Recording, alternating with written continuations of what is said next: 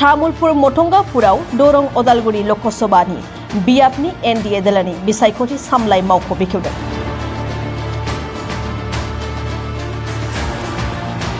दरं अदालगुरि लकसभा बियाबनि एनडीएनि बिजाथि दिलीप सयकियाखौ देरहाखोनाय थांखिजों तामुलपुर विधानसभा बियाबनि सिङाव थानाय मोथंगा पार्ट सकआव स्टार्टिं अफिस बेखेवना होयो।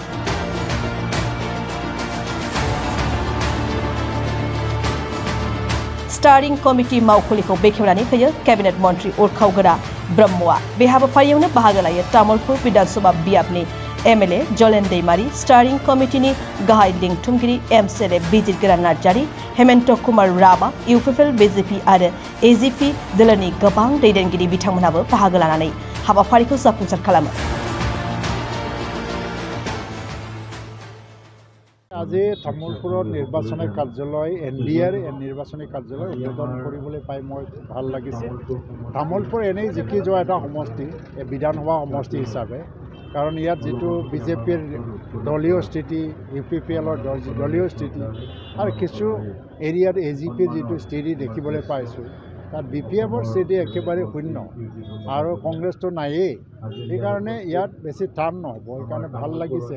আৰু মই আশা কৰিছোঁ তামুলপুৰ সমষ্টিয়ে কমচে কম অন্য সমষ্টিৰ তুলনাত বেছিকৈ যাতে কণ্ট্ৰিবিউট কৰিব পাৰে দিলীপ শইকীয়া ডাঙৰীয়া জিকি যোৱাৰ ক্ষেত্ৰত। আৰু দৰং ওদালগুৰিটো অলপ ডাঙৰ সমষ্টি হয়।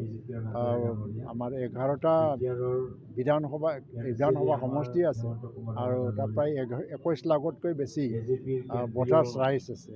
তাতে যদি আমি 15-16 লাখমান যদি ভোট হোৱা যদি ধৰি লওঁ, তেতিয়া যিটো এটা এছেছমেণ্ট আমি চলাই আছোঁ, কাৰণ বিপিএফ 0 হৈ আছে। ইয়াত যিটো কাউন্সিলৰ এমচিএলএ এজনে আছে দৰং ওদালগুৰি ফ্ৰেছ মছাৰী, বাকী ক'তো বিপিএফৰ এমচিএলএ নাই।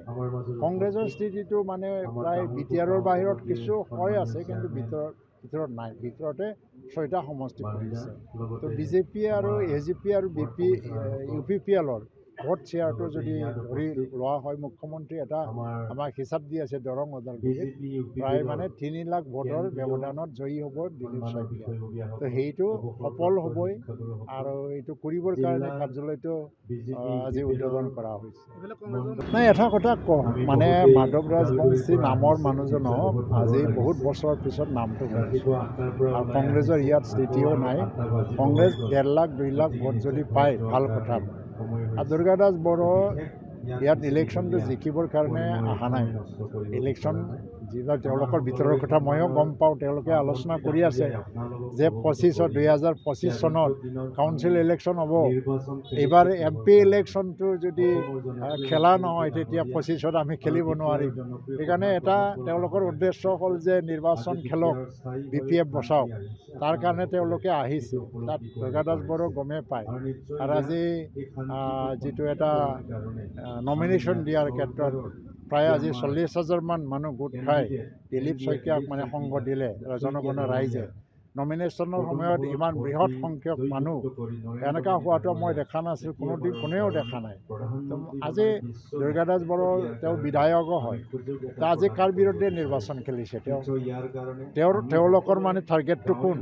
এনডিএ নাকি কংগ্ৰেছেতো হয়? জিকিলেও নিজিকিলেও নৰেন্দ্ৰ মোদীক গালি পাৰি আছে, মুখ্যমন্ত্ৰী ডক্টৰ হিমন্ত বিশ্ব শৰ্মাক গালি পাৰি আছে।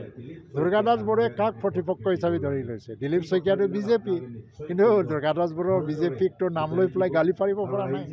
না নৰেন্দ্ৰ মোদীক গালি পাৰিছে, না মুখ্যমন্ত্ৰীক গালি পাৰিছে, না ভৱেশ কলিতাক গালি পাৰিছে। গালি পাৰিছে কি ব্যক্তি হিচাপে দিলীপ শইকীয়াক অলপমান কৈছে আৰু প্ৰমোদ বড়ো ডাঙৰীয়াক কৈ আছে। দৰং ওদালগুৰিত ইউপিপিএলক গালি পাৰি কি হ'ব? দৰং ওদালগুৰিততো আমাৰ এনডিএৰ কেণ্ডিডেট হয়, তথাপিও ইউপিপিএলতো ইউপিপিএলতো কেণ্ডিডেট নহয়।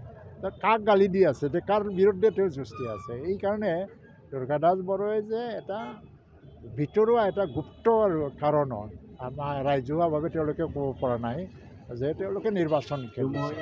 আৰু এইটো 30 বছৰ নিৰ্বাচন জিকিবৰ কাৰণে ইলেকশ্যন খেলা নাই।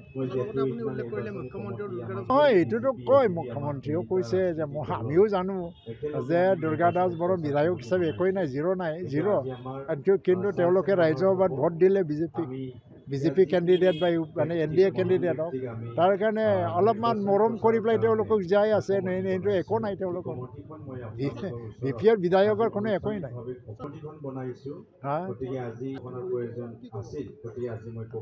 মই আজি এটা কথা কৈ আছোঁ ৰাজনীতিও ইমান মানে কি হয় সাধাৰণ মানে কিবা আঞ্জা ৰান্ধি পেলাই ভাত খালে ইমান জুতি নালাগে অলপমান মছলা লাগে আৰু হাগ্ৰামা অলপ মছলা লগাই আছে বস্তুটো অসমৰ ৰাজনীতিটো ইণ্টাৰেষ্টিং কৰি আছে যেনেকৈ শুকুৰ আলী আছিল অসমৰ ৰাজনীতিত তাৰ কথা মানে কি তেওঁ একো নহয় তথাপিও তাৰ কথা শুনিলেতো কোনেও নুশুনাকৈ থাকিব নোৱাৰে হাগ্ৰামা অলপ ইণ্টাৰেষ্টিং কৰি আছে আৰু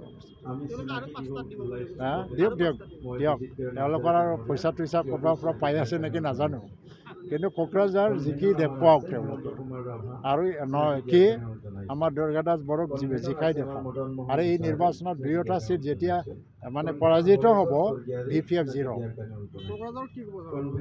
কোকৰাঝাৰটো 6 লাখতকৈ অধিক ভোটত জিকি যাব জয়ন্ত বসুমতাৰ এইটো হিচাপ আছেই কাৰণ কোকৰাঝাৰ লোকসভা সমষ্টিত 7টা MCLA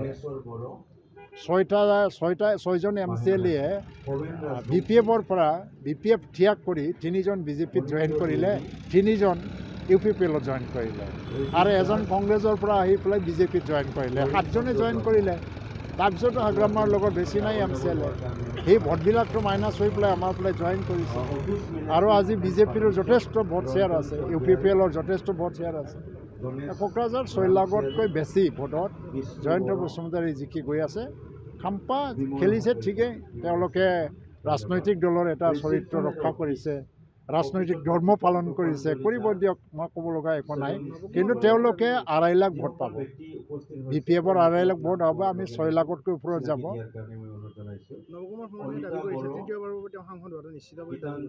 আজি হাইকোৰ্টে এটা ৰায় দিলে নৱ শৰ্মাৰ সৰণি আৰু নিৰ্বাচন খেলিব নোৱাৰে তাৰমানে তাৰ যিটো ইলেকশ্যন পিটিশ্যন চলি আছে তাত এই পিটিশ্যনটো ফাইনেল মানে ছেটেলমেণ্টত আহিব লাগে তো এনেই আগতে হাইকোৰ্টে ছিংগল বেঞ্চে তাক এটা সকাহ দিছিলে কিন্তু আজি ডাবল বেঞ্চে সি লাষ্ট যিটো অৰ্ডাৰ এইটো খাৰিজ কৰি পেলাই তাৰ চাৰ্টিফিকেট যে কেঞ্চেল হৈছে এইটো বাহাল ৰাখে এই ইলেকশ্যন খেলিব নোৱাৰে কিন্তু খেলিব পাৰিলেও নৱশৰণীয়াৰ স্থান 3য় স্থান থাকিলেহেঁতেন আমি তামোলপুৰ LACৰ চেণ্ট্ৰেল ইয়াত ষ্টাৰিং কমিটি LACৰ চেণ্ট্ৰেল ষ্টাৰিং কমিটি ইয়াত আজি মুখ্য কাৰ্যালয়খন উদ্বোধন কৰা হ'ল আমাৰ সন্মানীয় অসমৰ কেবিনেট মন্ত্ৰী ইউ জি ব্ৰহ্ম ডাঙৰীয়াই আজি উদ্বোধন কৰিলে ইয়াত আজি উদ্বোধন কৰি আমি ইয়াৰ এখন সভা আয়োজন কৰিছোঁ য'ত তামোলপুৰ অঞ্চলৰ বিভিন্ন জাতি জনগোষ্ঠীৰ জ্যেষ্ঠ ব্যক্তিসকল উপস্থিত আছিল অহা 26 এপ্ৰিলৰ হ'বলগীয়া যি নিৰ্বাচন